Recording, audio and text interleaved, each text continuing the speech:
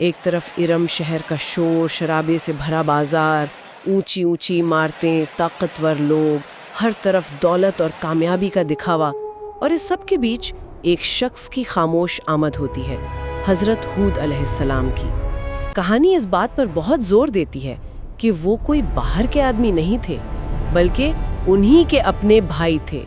ये बात तो उनके हक में होनी चाहिए थी ना, कि कोई अपना ही समझाने आया है। हाँ, आमतौर पर तो ऐसी होता है, जब कोई अपना इंसान कुछ कहता है तो उसमें एक भरोसा होता है, एक अपनापन होता है। लेकिन यह मामला बिल्कुल उल्टा हो गया। हमें ये समझना होगा कि कौम आद कोई मामूली कबीला नहीं थी, वो अपने वक्त की सुपर पावर थे, कह सकते हैं। इरम शहर, जिसे सुतूनों वाला इरम भी कहा जाता है, अपनी इंजीनियरिंग के लिए मशहूर था। उनका घमंड सिर्फ दौलत का नहीं था, बल्कि अपनी टेक्नोलॉजिकल कामयाबी का था। उन्हें लगता था कि उन्होंने कुदरत पर काबू पा लिया है, कि वो जो चाहे बना सकते हैं। ऐसे में जब उन्हीं के बीच का एक आदमी उठकर कहता है कि तुम सब गलत हो, तो ये उन्हें अपनी बेइज्जती लगी। सही बात है। और इसी विरोधाभास को कहानी में बहुत खूबसूरती से दिखाया गया है। एक तरफ पूरी कौम, दूसरी तरफ एक अकेला इंसान जिसके पास न लश्कर था न खजाना। उसके पास सिर्फ एक चीज थी, जिसे कहानी कहती है ईमान की ताकत। और इनका पैगाम इतना सीधा और साफ था, कोई लंबी चौड़ी फिलॉसफी नहीं। ए मेरी कौम, अल्लाह की इबादत करो, उसके सिवा तुम्हारा कोई माबूद नहीं। यानी तुम्हारी सारी वफादारी सिर्फ एक बनाने वाले के लिए होनी चाहिए, उन चीजों के लिए नहीं जिन्हें तुमने खुद बनाया है। ऐ मेरी कौम, अल्लाह की इबादत करो, उसके सिवा तुम्हारा कोई माबूद नहीं। अल्लाह का कानून है, वो तब तक किसी बस्ती को तबाह नहीं करता जब तक कि उन्हें जगाने वाला न भेज दे। ऐ मेरी कौम, अल्लाह की इबादत करो। ऐ मेरी कौम, अल्लाह की इबादत करो, उसके सिवा तुम्हारा कोई माबूद नहीं। लेकिन इस सीधी सादी बात का असर बहुत टेढ़ा हुआ। कहानी में एक बहुत दिलचस्प डिटेल है कि कौम के सरदारों के चेहरों पर गुस्सा नहीं, बल्कि मजाक था। हाँ, ये बहुत गहरी मनोवैज्ञानिक बात है। गुस्सा आप तब करते हैं जब आप किसी को बराबरी का खतरा समझते हैं। मजाक आप तब उड़ाते हैं जब आप किसी को इतना कमजोर समझते हैं कि उससे गंभीरता से लेने की जरूरत ही नहीं। ये ताकत का एक बहुत बड़ा हथियार है। किसी नई सोच को हिंसा से नहीं, मजाक से दबा दो। मैं जब ये पढ़ रही थी तो मुझे भी ये बात सबसे ज्यादा अजीब लगी। वो हंसते हुए कहते हैं, हमें तो तुम बेवकूफ नजर आते हो और हमें लगता है कि तुम झूठ बोल रहे हो। ये तो ऐसा है जैसे वो उन्हें कोई खतरा मान ही नहीं रहे थे। ये किस तरह की मानसिकता है? क्या ये सिर्फ तकब्बुर था या इसमें एक डर भी छिपा था? हूद, हमें तो तुम बेवकूफ नजर आते हो, तुम झूठ बोल रहे हो। अक्सर हम उसी चीज का मजाक उड़ाते हैं ना, जो अंदर ही अंदर हमें बेचैन कर रही हो। ये एक क्लासिक पैटर्न है। ये तकब्बुर भी है और डर भी। जब कोई ताकतवर सिस्टम किसी नई सोच को सीधे सीधे खारिज नहीं कर पाता तो उसे रिडिक्यूल करता है, मजाक उड़ाता है। मजाक उस सोच की गंभीरता को छीन लेता है। ये आज भी होता है। हाँ, होता है। उन्हें बेवकूफ और झूठा कहना असल में उस सच्चाई से भागने का एक तरीका था जो उनके सामने आईना बनकर खड़ी हो गई थी। उनकी पूरी जीवन शैली, उनकी ताकत का ढांचा, सब पर एक सवालिया निशान लग गया था। और जब आपके पास तर्क का जवाब नहीं होता तो आप सामने वाले इंसान पर ही हमला कर देते हैं। यहीं पे कहानी एक बहुत ही भावनात्मक मोड़ लेती है। एक लाइन है जो दिल पर लगती है। आज जो इस्लाम हमें इतनी आसानी से मिल गया है, इसके पीछे नबियों की सदियों लंबी कुर्बानियां हैं। ये दीन तानों, पत्थरों, मजाक और बेइंतहा सब्र की बुनियाद पर खड़ा है। ये लाइन पढ़ते हुए महसूस होता है कि हजरत हूद का जवाब गालियों से नहीं, बल्कि एक गहरी हमदर्दी से आया। उन्होंने कहा, ऐ मेरी कौम के लोगों, मैं बेवकूफ नहीं हूं, मैं तो रब्बुल आलमीन का रसूल हूं। और यही एक नबी की पहचान है। वो जाती हमलों में नहीं उलझते। उनका मकसद अपनी इज्जत बचाना नहीं, बल्कि अपनी कौम को बचाना होता है। उन्होंने रब्बुल आलमीन शब्द का इस्तेमाल किया, यानी सारे जहानों का रब। ये भी एक पैगाम था कि मैं उस खुदा की तरफ से आया हूं जो सिर्फ तुम्हारी कौम का नहीं, बल्कि पूरी कायनात का मालिक है। तुम्हारी ताकत उसकी ताकत के सामने कुछ भी नहीं। ये उनके घमंड पर एक और चोट थी। इसके बाद बहस आगे बढ़ती है। जब कौम ने सबूत मांगे तो हजरत हूद ने कोई आसमानी चमत्कार नहीं दिखाया। ये भी बड़ा दिलचस्प है। उन्होंने उनकी अपनी दुनिया की चीजों की तरफ इशारा किया।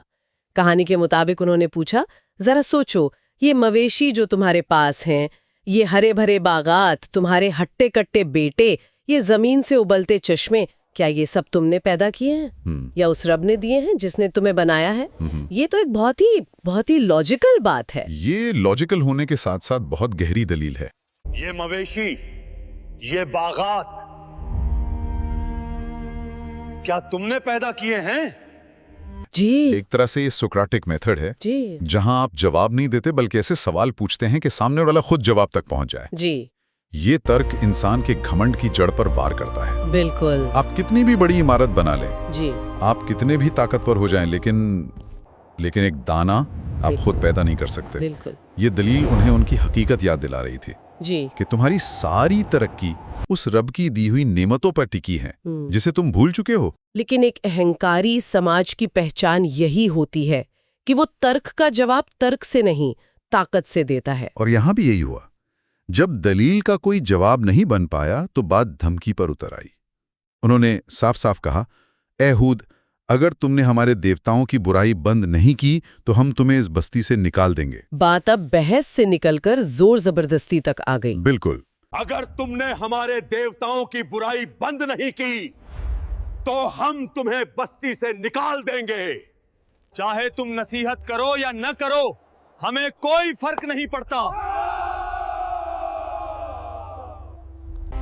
मैं डरता हूं कि तुम पर एक बड़े दिन का अजाब आ जाएगा।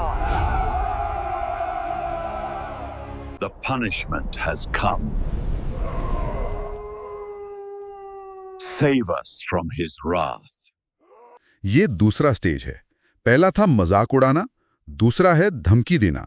जब मजाक काम नहीं करता और बात फैलने लगती है तो सिस्टम अपनी ताकत का इस्तेमाल करता है। बस्ती से निकाल देंगे का मतलब था सामाजिक बहिष्कार। हाँ। ये कहना कि अगर तुम हमारे जैसा नहीं सोचते तो तुम हमारे बीच रहने के लायक नहीं हो। हाँ। और फिर उन्होंने वो आखिरी चुनौती दी जो शायद हर घमंडी कौम अपने नबी को देती है। उन्होंने कहा, अगर तुम सच्चे हो तो ले आओ वो अजाब जिससे तुम हमें डराते हो, हम भी तो देखें। ये तो बातचीत का अंत है। ये ऐसा है जैसे कोई मरीज डॉक्टर से कहे कि अगर मैं बीमार हूं तो मुझे मार ही डालो। जी, ये वो मोड़ है जहां बातचीत की हर गुंजाइश खत्म हो जाती है। ये पॉइंट ऑफ नो रिटर्न है। जब कोई कौम अपने नबी से अजाब ही मांगने लगे तो ये उनके इनकार की इंतहा होती है। ये एक तरह से ऐलान है कि हमें हिदायत नहीं चाहिए, हमें नतीजा देखना है। उन्होंने साफ कह दिया, ए हूद, चाहे तुम हमें नसीहत करो या न करो, हमारे लिए सब बराबर है, हमें कोई फर्क नहीं पड़ता। कहानी के मुताबिक उन्होंने सच्चाई के दरवाजे खुद पर बंद कर लिए। इसके बाद पैगंबर के पास भी कहने के लिए कुछ नहीं बचता। और कहानी का आखिरी हिस्सा बहुत संजीदा है। यहाँ के अल्फाज में एक भारीपन महसूस होता है। हज़रत हूद अलैहिस्सलाम ने उन्हें एक आखिरी नज़र से देखा और उनके आखिरी शब्द कोई धमकी नहीं थे बल्कि एक ऐलान थे। उन्होंने कहा, मैंने तुम तक अपने रब का पैगाम पहुँचा दिया, अब मैं अल्लाह पर भरोसा करता हूँ। मेरा रब तुम्हारी जगह किसी और कौम को ले आएगा और तुम उसका कुछ नहीं बिगाड़ सकोगे। मैंने तुम तक पैगाम पहुंचा दिया, अब मैं अल्लाह पर भरोसा करता हूं।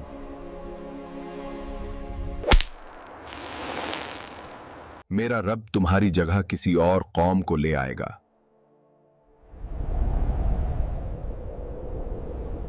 इन आखिरी जुमलों में एक नबी की बेबसी भी झलकती है और अल्लाह पर मुकम्मल यकीन भी। वो ये नहीं कह रहे कि मैं तुम्हें तबाह कर दूंगा, बल्कि ये कह रहे हैं कि मैंने अपनी जिम्मेदारी पूरी कर दी, अब मामला अल्लाह के हाथ में है। वो एक तरह से अपनी कौम से बरी हो रहे हैं। कहानी में इस लम्हे को बयान करने के लिए एक बहुत वजनी जुमला इस्तेमाल हुआ है, रिश्ता टूट चुका था। एक नबी और उसकी कौम के बीच का रिश्ता टूटना कोई मामूली बात नहीं है। ये इस बात का ऐलान है कि रहनुमाई का दरवाज़ा अब बंद हो गया है। और इसके बाद का मंजर, कहानी उसे जिस तरह बयान करती है वो सच में रोंगटे खड़े कर देता है। हज़रत हूद और जो गिने चुने लोग उन पर ईमान लाए थे वो उस बस्ती से निकल जाते हैं और उनके जाने के बाद अब ज़मीन और आसमान के बीच एक अजीब सी खामोशी छा गई थी। वो खामोशी जो तूफान से पहले आती है। ये एक बहुत ही पावरफुल इमेज है। ये खामोशी उस कौम के शोर शराबे से कहीं ज़्यादा खौफनाक है। बिल्कुल, क्योंकि ये खामोशी इस बात का सबूत है कि अब इंसानी कोशिशों का, दलीलों का, नसीहतों का वक्त ख़त्म हो चुका है। अब बोलने की बारी कुदरत की है। जी। जब दलीलें बेअसर हो जाती हैं तो आसमान फैसले सुनाता है।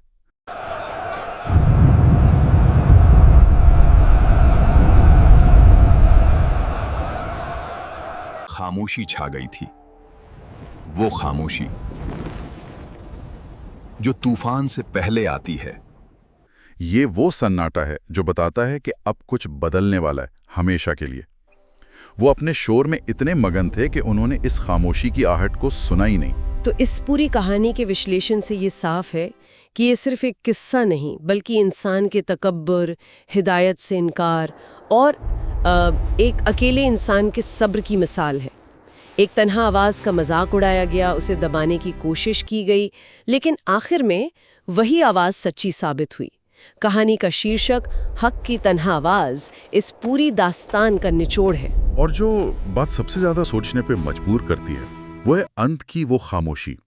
जब सारे तर्क, सारी चेतावनियां बेअसर हो जाती हैं तो कुदरत का कानून हरकत में आता है। वो खामोशी उस कौम के लिए शायद एक आखिरी मौका थी, एक आखिरी चेतावनी कि वो सोचें कि जिस नबी को उन्होंने निकाला उसके जाने के बाद माहौल इतना भारी क्यों हो गया है। लेकिन शायद वो अपने नशे में इतने चूर थे कि वो इस खामोशी के पैगाम को समझ ही नहीं पाए। आज के इस चर्चा के बाद एक सवाल जहन में आता है, इतिहास में ऐसी कितनी ही कौमें गुजरी जिन्होंने चेतावनियों को नजरअंदाज किया और अपनी ही बर्बादी का सामान तैयार किया। अब नबी हजरत हूद और उनके सच्चे साथी इरम की सरजमी छोड़ चुके थे, या यूं कहिए उन्हें उस बस्ती से निकाल दिया गया था, लेकिन उन्हें क्या पता था कि अब आसमान से उतरने वाला है। क्या हुआ इरम के साथ, कैसे मिट गई एक पूरी कौम, जानने के लिए वीडियो में अभी बने रहिए।